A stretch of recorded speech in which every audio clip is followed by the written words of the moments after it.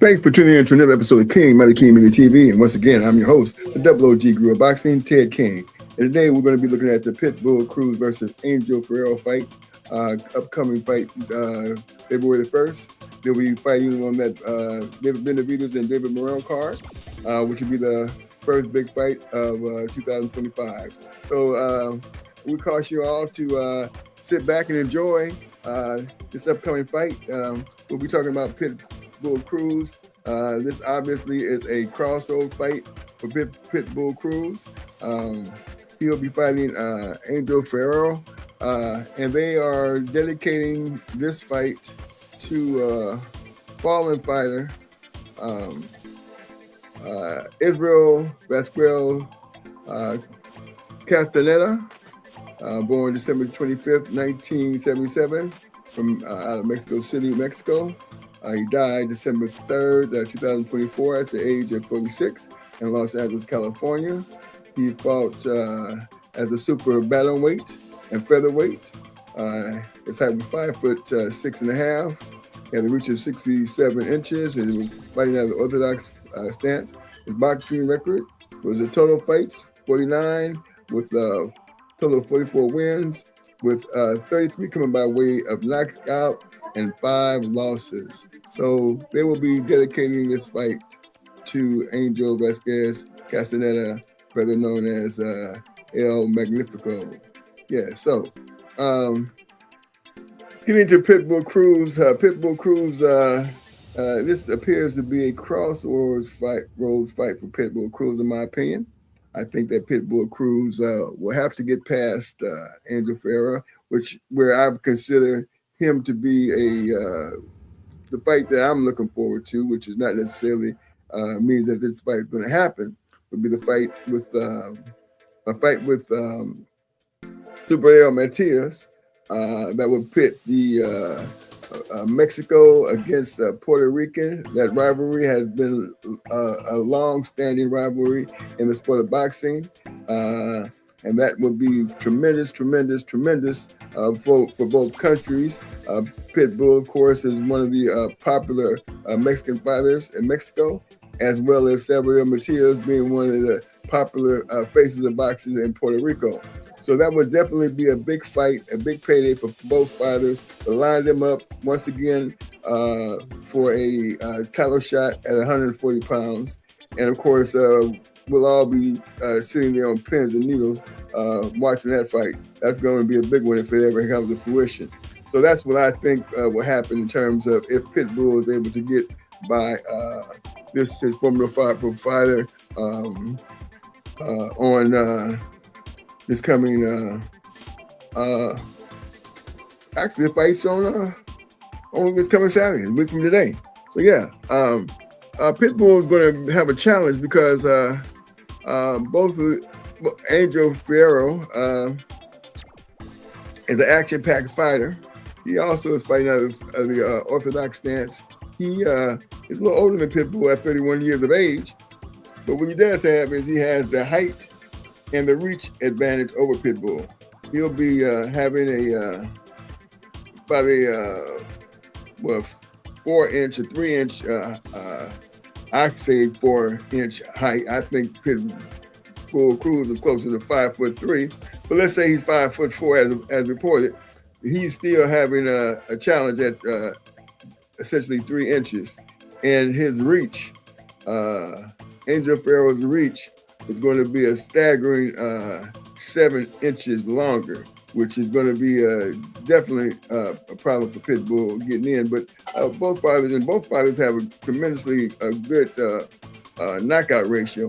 Pitbull 69.23%, and Angel Fierro has a slightly higher at 77.27% knockout ratio. So should be some fireworks for this one. Once again, I think that that this is a sort of in my opinion, a crossroads fight for Pitbull Cruz. I think that he needs to definitely come out of this with a victory if he's going to maintain his status as one of the faces of boxing in terms of crowd appeal. That doesn't mean that he won't get crowd appeal because he's one of the Mexico's favorites. So that's what he has to look forward to on that one. So yeah, don't forget to before I forget, don't forget to subscribe to the channel. We appreciate you all for all your support.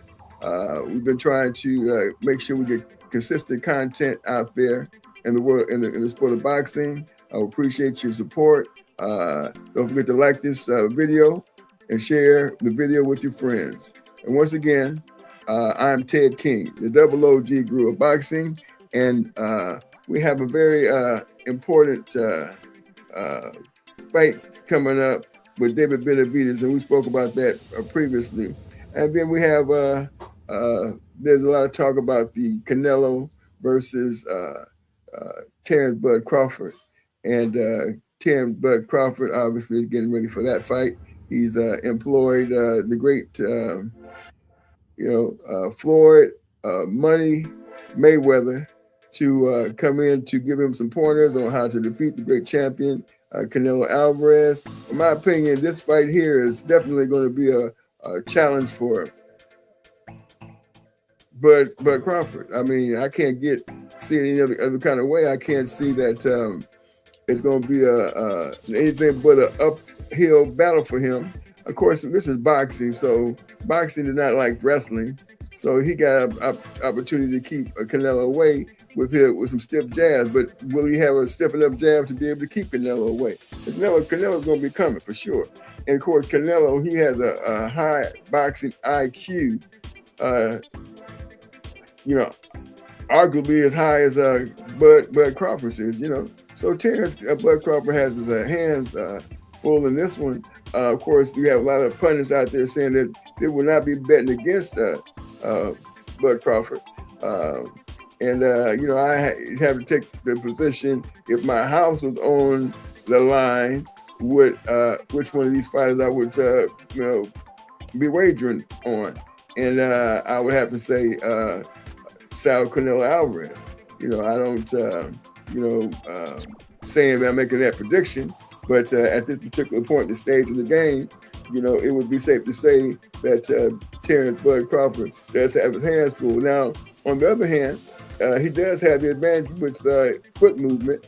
If he's able to employ a lot of foot movement and angles, because Canelo doesn't like that too well. He doesn't like to have to follow his opponents around. So that's the one good thing about Terrence Bud Crawford going into the fight. He'll have the advantage in movement, if nothing else. But that's all he'll have. Canelo Alvarez is pretty quick. He got a quick left hook.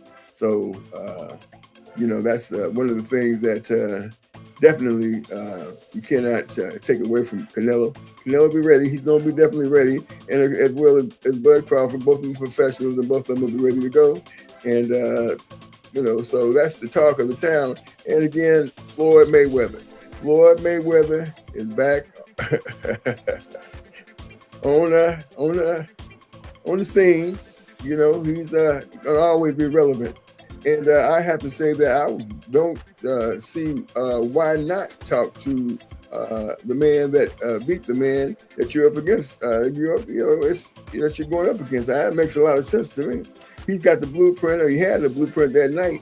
And not just that, I mean, it's not just the blueprint of knowing, because you can look at film and see what Floyd Mayweather did, but a first-hand, step-by-step, out the playbook from the man is advantageous. So, if Floyd Mayweather's coming over there, I'm quite sure he's not coming over there for free.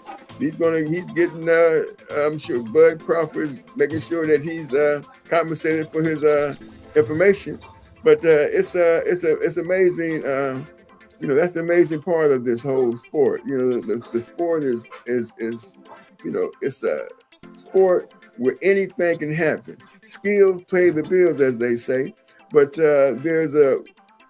there's weight divisions for a reason, and that's definitely true. There is definitely weight divisions for a reason, especially when they are equal in skills.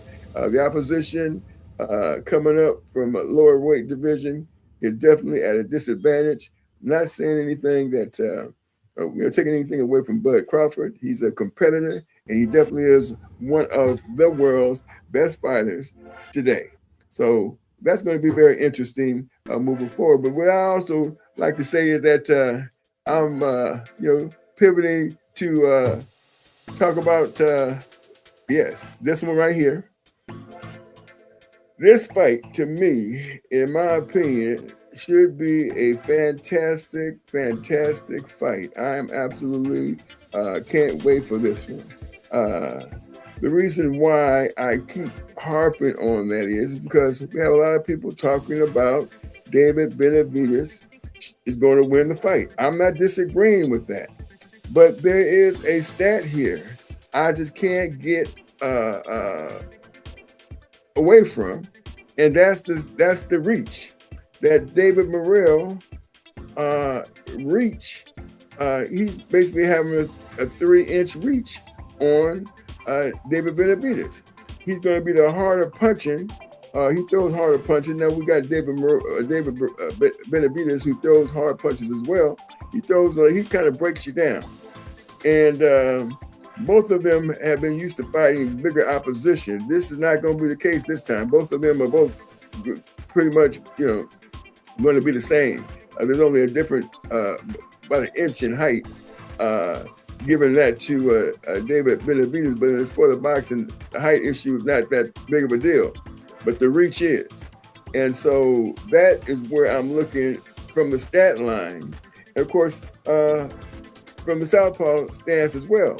And I, once had a prediction on a fighter that David Benavidez did fight, Boo Andre. And Boo Andre also was coming from the southpaw position, but he wasn't hitting as hard as David Morrell. And he wasn't, his fight game, his plan was, in my opinion, the wrong one. This might be different in terms of how David Morrell will be coming into this fight.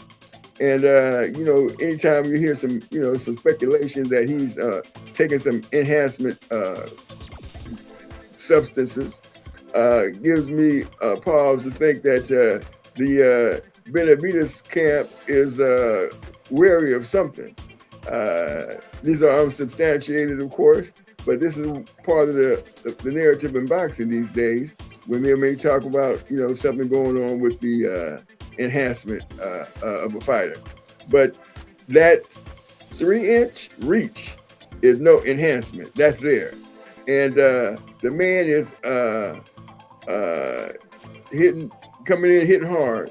So, David Benavidez, although I am a David Benavidez fan, this is going to be not so easy. He's not going, he's talking about, you're going to mess him up and this, that, and the other. That's what he's supposed to say, I guess. But this is a different opponent. The most important thing, I should say, the most advantage that David Benavidez does have is he has the experience in the pro ranks. Yes, in the pro ranks. But David Morrell has a very extensive amateur pedigree. And this fight, again, is going to be a very, very interesting point. But I want to take note, and I keep harping on this because it's very important, that, you take a look at this man's reach. He got a 3-inch reach advantage. Actually, he got a 4-inch reach. My bad, not 3, but 4. He got a 4-inch reach advantage. That's huge. That's pretty big. 4 inches, that's huge. That's not a small task, So he's coming in with a 4-inch reach advantage. So this fight is talked about as a 50-50 fight, as it well should be, because it's but here's where it's not 50-50. The betting odds have Morrell as a minus or plus 140. Okay, so that means if you bet $100, you're gonna get $140 back. And that's worth a couple dollars, in my opinion. you know, if it's 100 or whatever, you know, but that's going to bring you back $140. So if I was going to go with the odds, I would definitely go with those odds, okay? Because those are good odds for this fighter right here. You know, I'm not predicting anything. As a matter of fact, I have resigned to the fact that I'm not going to predict anything on this one. But you can tell where I would go on the betting odds. That's what I would do if I was going to go on the betting odds. So, you know, I'm not saying I would make that same prediction or make that same decision if I were putting up my house, but for this particular situation, the man is bet $100, you get $140. That's a good wager. And so, yeah,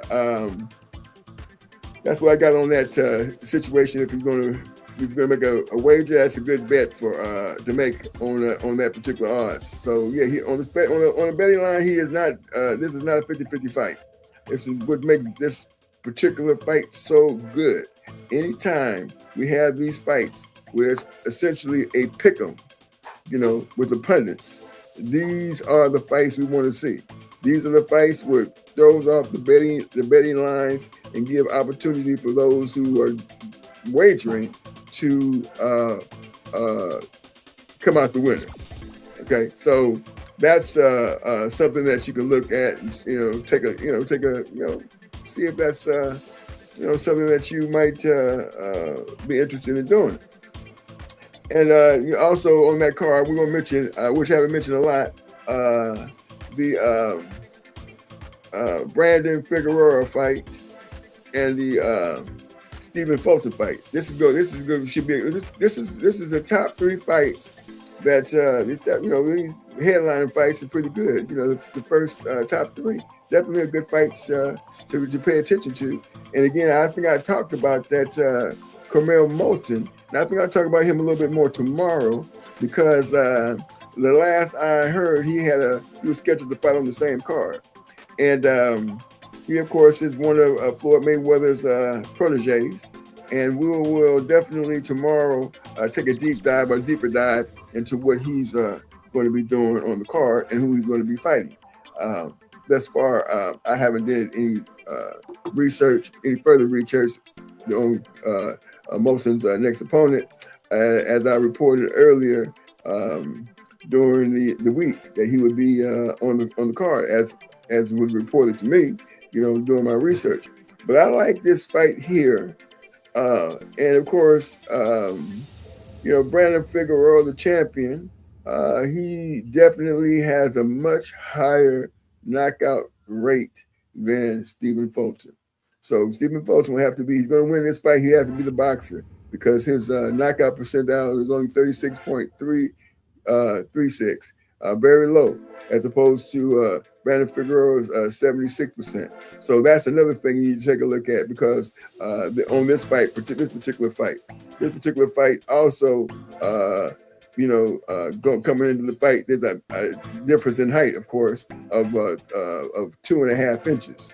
2.5 inches is substantial, especially when it comes to the shorter man being or I should say the taller man being a knockout artist, as opposed to the shorter man being so. That's not the case here. The shorter man is the man who does not have the knockout power. The taller man in this instance has the knockout power, and he has a reach, an inch and a half reach.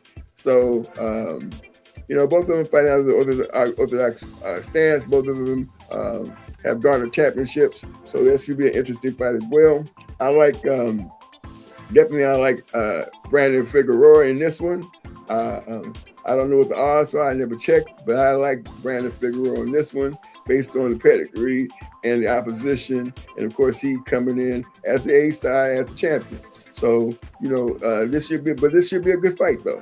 And if Stephen Fulton, in my opinion, has a chance, he'll go the distance. So that's the one thing about this particular fight. But it should be a good fight as far as the fans go. It should be a good fight. as far as the pay-per-view, because more longer the fights happen, the more they can sell commercials, right? So yeah, so I think this fight here would be a good one. It should be plenty of action in it. Both of these guys are professionals. They've been around for a while, and if you look at both of them, especially that Brandon Figueroa, he looks like a little kid, although he does have some scar tissue, a little bit of scar tissue around his eyes, but for the most part, he obviously is a good defensive fighter, as well as Stephen Fulton, and so this should be a good fight. Yes. So remember, you all, that we going to be streaming in the on our sponsors website, which is Add My Name. That's www.a as in apple, D as in dog, M as in Mary, Y as in Yahoo, .name, NAME. And they are our sponsor. They've been working with us all the way. You can look at the ticker symbol here and see them going across the screen right now. And of course, if you wanted to go over there and become a member at Add My Name for just the membership, be able to get access to all the private. There's a lot of private pages over there, and there's some private pages on magazine and boxing and wagering tips.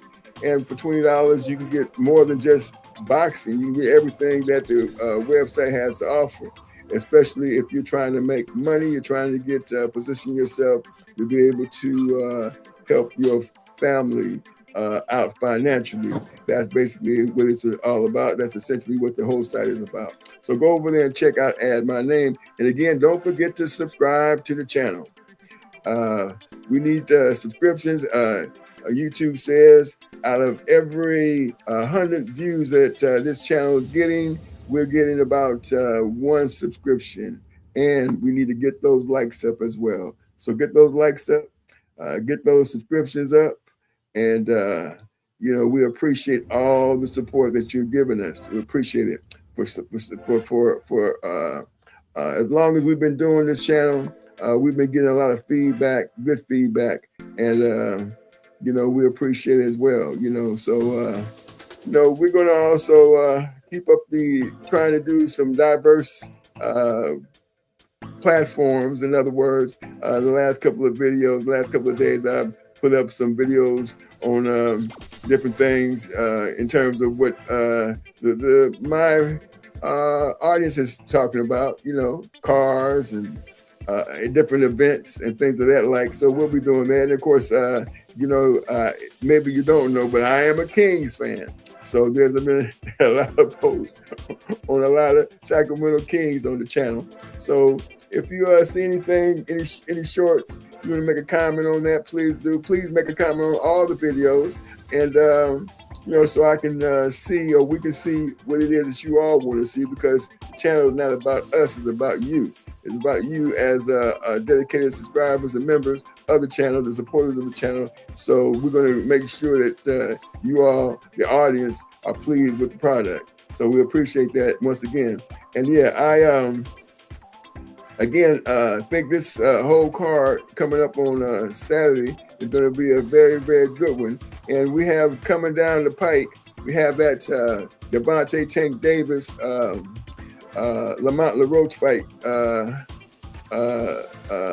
Lamont Roach fight coming up, and so we'll be doing a little bit deeper dive in that too along the week, because it's been kind of quiet on the front with Gervonta. Not a lot been talking about.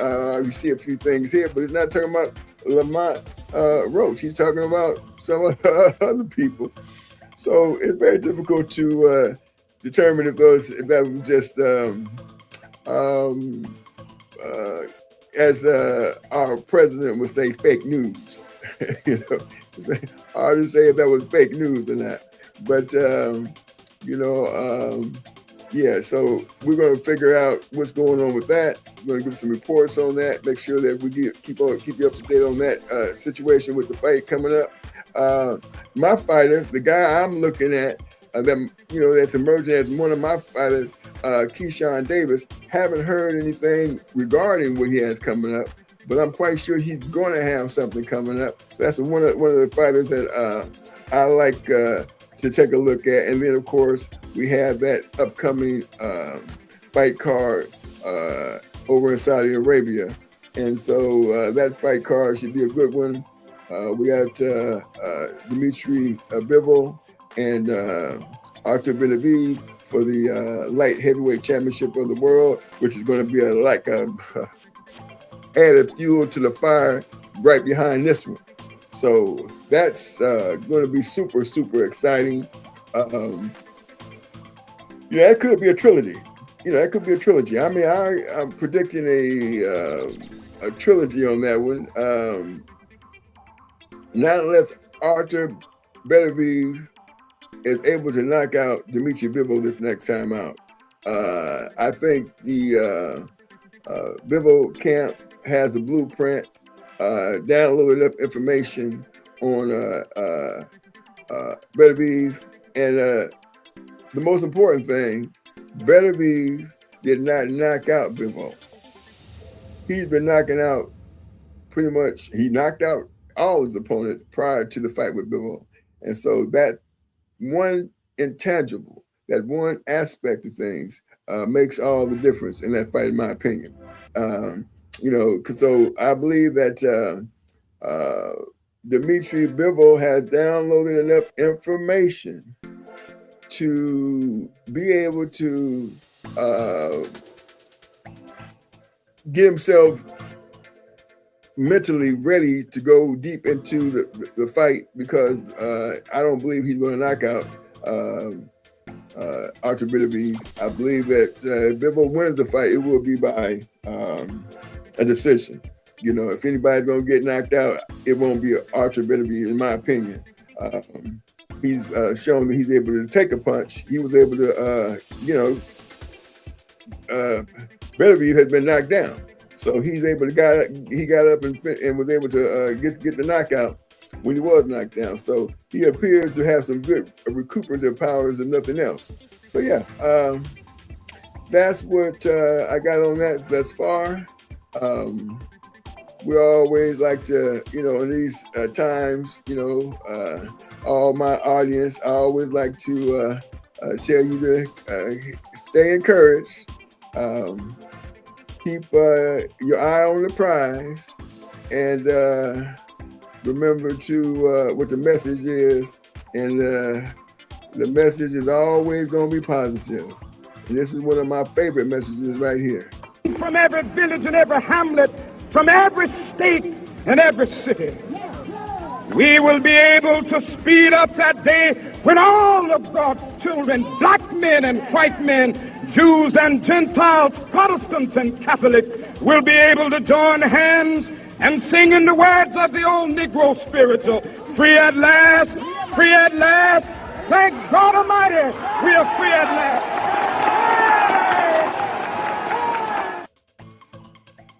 And remember, you are the greatest.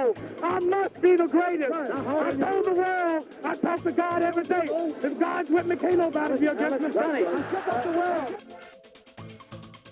world. Yeah. So with that said, so happy to bring another presentation.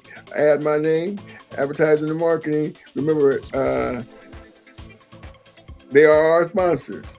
And if you ever want to, your family want to position your family in a position of prosperity, I encourage you to go over there and see what they're talking about. If nothing else, try and get the small things like your credit together, so that you'll be able to navigate your way around these times that we need to be getting ready for. So yeah, once again, Ted King, WG Girl Boxing. Thank you very much. And the next one, keep your hands up.